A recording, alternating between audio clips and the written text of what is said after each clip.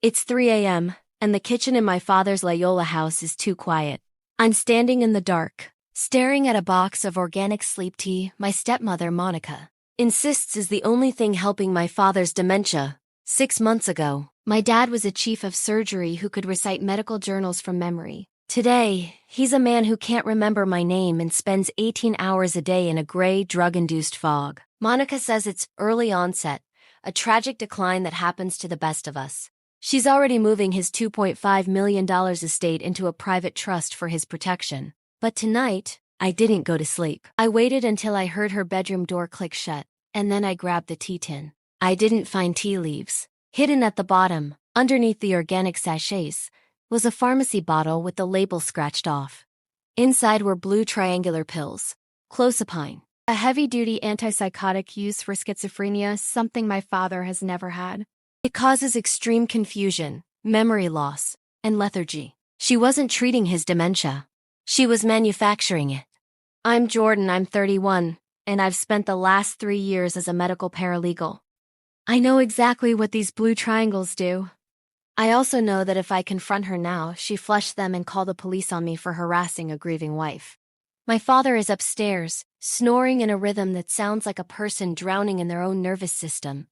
And the woman who loves him is dreaming about a $2.5 million inheritance that's only one signature away. I heard the floorboard creak at the top of the stairs. Monica was standing there in her silk robe, her eyes scanning the dark kitchen. Jordan, why are you touching your father's medicine? Stay with me, because what I do with that tea tin in the next 10 minutes is the difference between my father waking up or disappearing forever. I didn't answer her. I didn't even look up.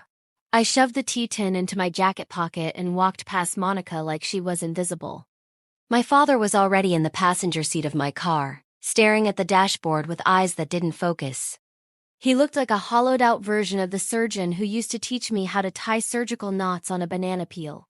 Monica was screaming from the driveway about medical kidnapping and legal consequences. But I didn't stop until I pulled into the emergency bay at UCSD Medical Center in Loyola.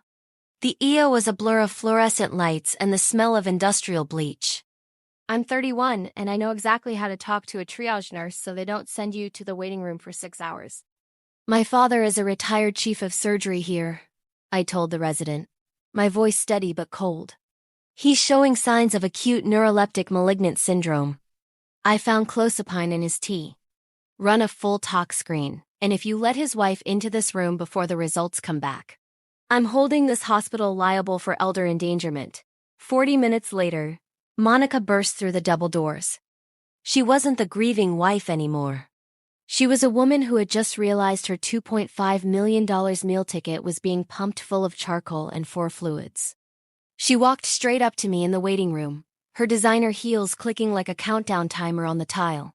"You think you're so smart, Jordan," she hissed, leaning in so close I could smell her expensive perfume. "The trust documents were signed yesterday. Your father is incompetent. The doctors have already diagnosed his dementia, and I'm the sole conservator.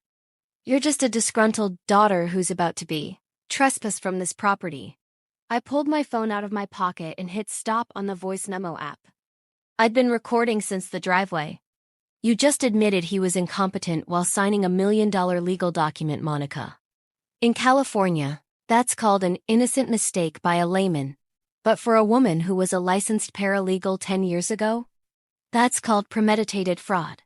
The blood drained from her face, making her look as old as the man she was trying to kill. "Stay with me, because the lab results just came back and they didn't just find clozapine. They found a second drug that explains exactly why Monica was so desperate to get that $2.5 million trust signed before the end of the week. The second drug wasn't a sedative. It was digoxin, a heart medication that, in the wrong dose, mimics a natural cardiac arrest. My father didn't have a heart condition, but Monica's pharmacist friend apparently thought he needed one. I'm 31. And as a medical paralegal, I've seen people kill for 5-figure life insurance policies. For a $2.5 million Loyola estate, Monica wasn't just playing for a trust fund, she was planning a funeral for the end of the month. I didn't go home. I stayed in that hospital room until my father's eyes finally started to track the ceiling tiles. By 10 a.m., The fog was lifting. He reached out and squeezed my hand, not the grip of a dementia patient, but the firm, steady hand of the surgeon who raised me. "Jordan," he whispered, his voice like gravel. The tea, it tasted like copper. That was all I needed. I called my father's estate attorney, a man who had been his best friend for 30 years, and told him to meet us in the VIP recovery wing. We weren't just changing the trust. We were setting a trap. Monica walked in 2 hours later, flanked by a man in a cheap suit she introduced as Mr. Henderson, a private notary. She had a fresh set of documents in her hand, the final transfer of the Loyola property. She didn't see the hospital security guard standing behind the curtain. She didn't see the digital recorder taped to the underside of the bed frame. She walked straight to my father, leaned over, and pressed a pen into his hand. "Just sign here, darling," she cooed, her voice dripping with fake honey. "Jordan is just tired. She doesn't understand that I'm the only one who can take care of you now." My father didn't sign. He looked at Mr. Henderson and then back at Monica. "You know, Monica," he said, his voice gaining strength with every word. "I taught pharmacology for a decade. I know what digoxin does to a heart. And I know that Mr. Henderson here isn't a notary. He's your brother's business partner from the Miramar district. I checked the visitor logs from the basement office 3 months ago." Monica's hand started to shake so hard the pen clattered onto the floor. "Stay with me, because the San Diego police just pulled up to the valet stand, and they aren't here for a medical emergency. They're here for the $400,000 gift Monica already wired to an offshore account in the Caymans this morning." The police didn't make a scene. They walked into the VIP suite at UCSD and waited for Monica to finish her sentence about family privacy. She was still clutching the trust documents, her knuckles white, when the lead detective held up a warrant for her arrest. They had tracked the $400,000 wire transfer sheet, authorized at 8:15 a.m. from a laptop in the hospital cafeteria. She had been so sure my father was too drugged to notice the alerts on his phone, but she forgot I had administrative access to his accounts for the last 5 years. I'm 31 and I've spent my career looking for the paper trail that people like Monica think they can hide. Monica was led out in her silk robe and designer heels, her face a mask of frozen rage. She didn't look at me. She didn't look at the man she had spent 6 months slowly poisoning. Her brother's partner, Mr. Henderson, didn't even wait for the police to read him his rights before he started talking about the offshore account in the Caymans. By 2 p.m., the Miramar office was raided, and the digital trail led straight back to a series of unexplained life insurance policies Monica had taken out on her previous 2 husbands. My father wasn't her first victim.